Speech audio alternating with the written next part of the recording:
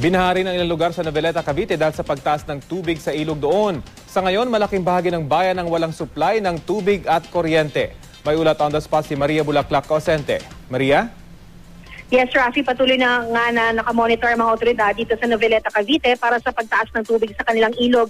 35 pamilya ang ni-rescue mula sa San Rafael 3, samantalang 15 pamilya naman ang nanggaling sa San Salcedo 2.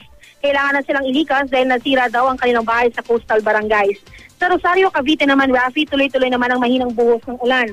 Ang barangay Bagbag 1 at Bagbag 2 na mga coastal barangay ay sa ngayon bahana. Abot tuhod na nga ang baha at may iba pang bahagi na abot hanggang bewang.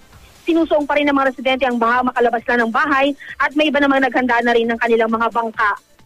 Kaninang bandang alas 3 ng madaling araw na mapadaan tayo sa Aguinaldo Highway sa Kawit, Cavite naman, may humambalang ng mga kawayan kaya pahirap pa namang motorista sa pagdaan.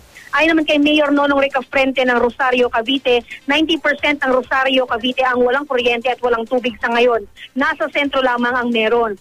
May ilang residente na dumating sa munisipyo para humingi ng tulong. Mandatory evacuation ang isasagawa sa 50 pamilya, partikular mula sa Barangay Tejeros Convention na nasa tabing ilog lamang. Samantala, Rafi, nangangamba naman ang site supervisor ng AMGO Consult na si Erickson Panganiban dahil may dalawa daw siyang kasamahan na hindi makontak at sakay ng barge na pumalaot kagabi mula sa Rosario. Alas 4 daw ng madaling araw ang huling text mula sa kanyang kasamahan na kinilala lamang na si Loloy at ang isa pang baguhang empleyado.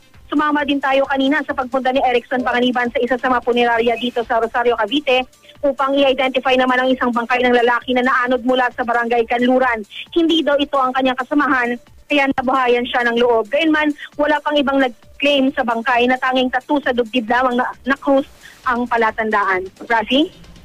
Maraming salamat, Maria Bulaklak Cosente.